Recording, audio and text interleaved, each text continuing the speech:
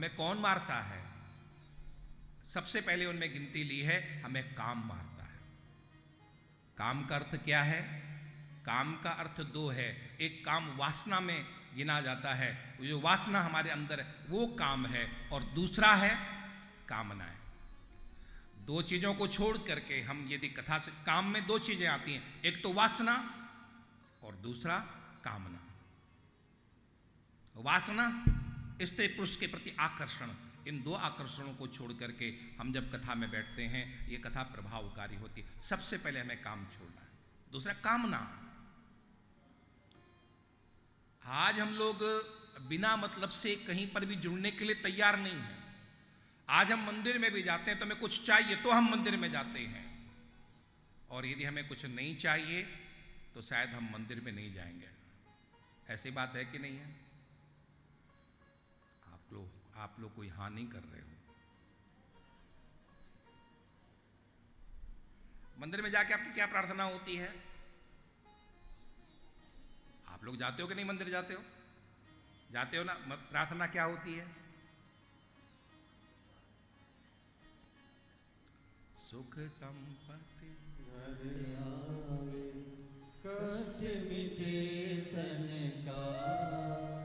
आप अपने और अपने परिवार की सुरक्षा मांगते हो, स्वास्थ्य मांगते हो और धन समृद्धि मांगते हो। ये मुख्य है, बाकी इसी में सब कुछ आ जाता है। ये दो चीजें मुख्य रूप से मांगी जाती है, अपनी और अपने परिवार का स्वास्थ्य और सुख समृद्धि। यही चीजें आप मांगते हैं। यानी परमात्मा के मंदिर में जाने के लिए हमारा कोई मतलब है। मैं आपसे पूछूं, नास्तिक मंदिर जाता है? नहीं जाता। क्यों नहीं जाता है? वो कहता कि भगवान मुझे कुछ नहीं देता, इसलिए मुझे मंदिर नहीं जाता। और आप क्यों मंदिर जाते हो? क्योंकि आपको भगवान से कुछ चाहिए।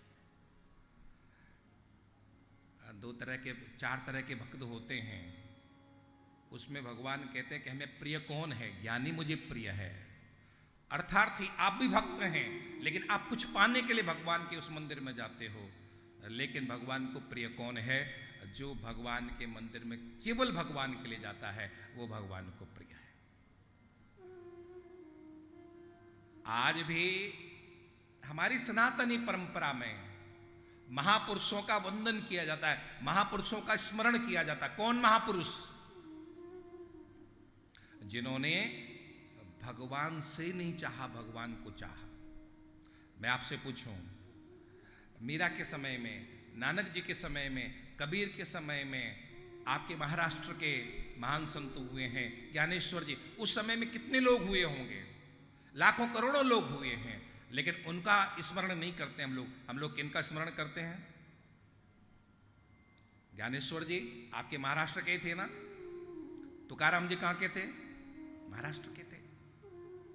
कई बहुत से महापुरुष, उनका आप लोग भी आज भी स्मरण करते हैं, और उनके समकालीन कितने लोग आए और गए कुछ पता नहीं है। उनका हम क्यों स्मरण करते हैं? क्योंकि भगवान से जुड़ने के बाद जिस तरह से भगवान अजर अमर हो जाते हैं, उसी तरह से भगवान के भक्त भी क्या हो जाते हैं? अजर अमर। आज सैकड़ों वर्ष उनको यहां पर आए हुए हो गया, लेकिन आज भी हम उनको याद करते। क्यों करते हैं? क्योंकि वो भी भगवत स्वरूप हो गए हैं।